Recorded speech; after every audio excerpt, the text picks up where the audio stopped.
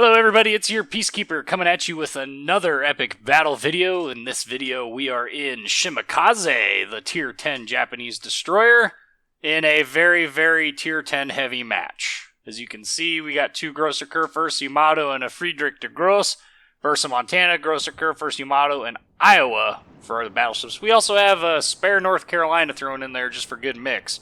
This battle is a little bit too close for comfort, but hey, it's an epic battle. We end up doing about 155,000 damage with 5 kills and a Kraken. So, pretty good battle. While we go through this opening portion, let's go ahead and do some housekeeping stuff. If you guys listen to Shoot the Red Ships, the podcast for World of Warships done by Captain Vermicelli and Spectre Mage, you may be hearing a familiar voice on that channel. If you guys are new to the channel because of those videos and those podcasts, welcome! I appreciate your guys' joining the channel from there. Well, there was a lot of really interesting things to talk about, and it was a really good podcast. I really enjoy talking with those guys, and I'm glad that they're in my clan, so I get to chat with them more and kind of bounce ideas off of them, because they're really receptive to that. And they're also not unwilling to hold back punches. They tell it how it is, so that's what I really enjoy. And, of course, thank you, Vermicelli and Spectre, for asking me to come on. I appreciate that.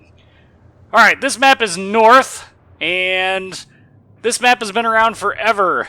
And as much as I hate this map because it promotes the stupid bow camping nonsensical crap that we have on the US server, it actually works out really well for Shimakaze. Obviously, 155,000 damage, that's nothing to sneeze at. Certainly not the best game in Shimakaze that anybody's ever had, but much like my Fubuki video, this does a really good job of showing the strengths of this ship and kind of taking advantage of other play styles and the way that Shimakaze can do that. Now, it's not very usual to send somebody to D except for a destroyer, so I'm going to go over to D since I'm already over here. We're also one of the fastest destroyers at 44.1 knots with the speed flag and the speed boost active. So we got lots of speed there to get to the point. My hope is that there's nobody that comes to this point. They do have a Shimakaze, a Fletcher, a Kagero, and a Lo Yang. The Fletcher and Lo Yang are definitely concerning. The Shimakaze is always an unknown. You never know when you're going to run into a really talented player in a Shimakaze. And those gun battles and torpedo battles can get very hectic. So we're saving our torps. Obviously, there's nothing for us to launch them at anyway. We're going to save them. We're not going to launch them and use them until we figure out exactly what's going on. Now, so far nobody's come this way, which is a good sign. Battleship Wyoming and his Montana, that's confusing. Don't think about that too hard, is finally been spotted. He's probably one of their most juicy targets. Being a Tier 10 battleship, his maneuverability is severely decreased from other battleships, so those are always my favorite. Plus, he's facing up against 3 other Tier 10 well, really all of our battleships, actually, if you look at the minimap, so chances of him moving very quickly, showing a broadside, slim to none. So that's a good thing. That's a good thing. Alright, now that we've finished capping D, right now, we're going to go ahead and we're going to push on over to C. Rather than push around the Horn of D where we have no support, I'm going to try and help our battleships advance through C. To do that, I don't know who's oh, Cole is saying attention to A. Whatever, Cole. Anyway, to help our battleships advance, we're going to come out of C. We're going to assess the situation here. There's obviously no destroyers in the cap, so I don't have to worry about getting detected as soon as I come around this corner. There is a risk of being detected once you get past this edge over here, simply because of the you know, it's open to the backside of their island over there, to the north side of that island. Also, while we're coming out here, we might as well deploy smoke and help our battleships advance. So, as soon as we assess the situation here for torpedo launching, we are going to go ahead and pop some smoke as well.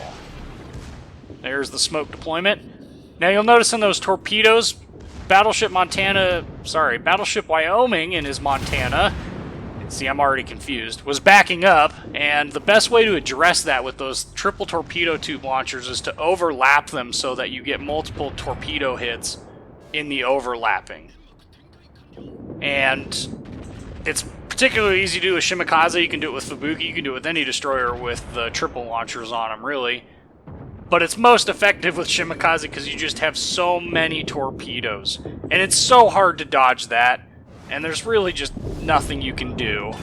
And there you go. 2 hits and a devastating strike on Wyoming. And of course, because he's one of them Fog slash Kantai slash Ken Kole guys, we'll throw in the Hey Cutie reference in there for good fun.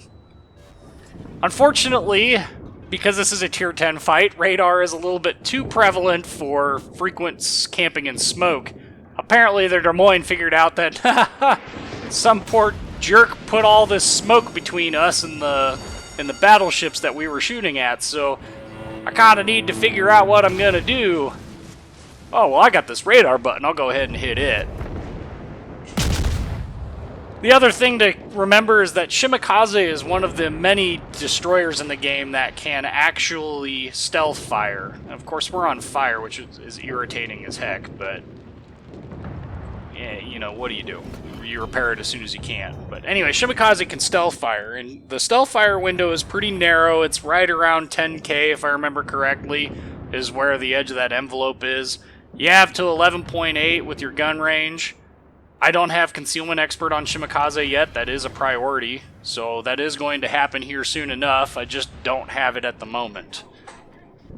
Alright, so we finally located their Fletcher. That's good to know where he's at. That way we can anticipate his movements. And we're also going to check to see what exactly is coming our way. Maybe some things will get into torpedo range and we can launch torpedoes from this range, and by the time they get there, they will have closed the distance. Unfortunately, nothing's really coming this way quick, so we're going to hold off on launching them. We do have a low Yang that pops up, and because he's low health, we're going to go ahead and shoot at him. I have all the confidence that the low Yang is thoroughly distracted. 2 reasons for that. One is because he's traveling in a straight line broadside to a whole bunch of other ships, which is a terrible idea. Not my business. And second, because you can actually see the torpedoes launched. I think what happened there is Cole popped his hydro. In fact, I'm 99% sure that's what happened. In popping his hydro, he was able to spot him almost immediately. If it wasn't that, it was because of a spotting plane. But thankfully, he leaves this nice, convenient trail of smoke there to mask me from the rest of these ships. Even though none of them are really in detection range at the moment, that Fletcher is still out there somewhere. One other thing to be especially cognizant of in the Japanese destroyer line is, of course, the torpedoes and your location of your friendlies. Cole is in a really bad place for me to launch torpedoes at the Kerr first. I'd like to, but I can't because he's in the way. But I also see that he's in trouble, so we're going to make an attempt up here to pop some smoke for him and maybe get him some help. Unfortunately, he's on fire, and if he repairs this, there's a good chance that he'll get set on fire again. And now we have torpedoes added to the mix, and of course, cue the torpedo beats. Not that these were particularly difficult torpedoes to dodge, but we're going to go ahead and hook over on the smoke here so that he's got a little bit of breathing room while he's slowing down, but unfortunately, I think he's going to flood out. Now we got Kerr first up here. How do we launch? Well, what's he doing? Started to kind of feint then towards there a little bit. Well, alright, now he's turning out. So maybe those will miss. Who knows? We'll see in a minute here when they finally get there. And that's one of those things that the discussion frequently comes up. Well, torpedoes aren't a reliable measure of a destroyer's capabilities. It's like, well, I disagree with that, especially when they do 20,000 plus damage like they do in the case of the Shimakaze. And this discussion came up actually just last night with a person on the forums that Japanese destroyers are subpar because of the torpedoes and being an unreliable hit thing. I agree. To an extent, torpedoes are hard to hit with. As you can see, I've only hit twice out of... Well, how many salvos has that been? I think this is the second salvo. It might be the third. Not a huge hit rate when you have 15 torpedoes going down. But you got to play to the advantage. And one of the things with that is you got to know exactly how to... And there's a third torpedo hit. 22,000 damage. And it looks like he's flooding. So I'm curious to see what occurs with that. But anyway, what I was getting at is you have to really anticipate the movement of your targets. In this case, the grosser curve first, he kind of made like a feint. The marker started moving like he was going to turn into this fight, and then all of a sudden he started to turn out. Pretty clever. I've not personally used that tactic myself, but we're detected again. I'm curious to know as to by what. Oh, look at the mini-map. Straight ahead. Fletcher. Okay. Now, I get the reasons why he did it. He was exposed. He got spotted by me after I got spotted. But, yeah, it's not going to help him any. Japanese destroyer guns really don't suck that bad, guys.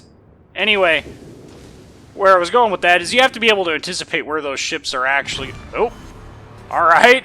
Curve first sank by flooding. That's painful. I'm surprised I didn't get Liquidator from that. Anyway, for the third time now, where I was going with that point is if you anticipate where the ship is going to be when your torpedoes arrive at his destination, it's going to help you out a lot with regards to torpedo accuracy.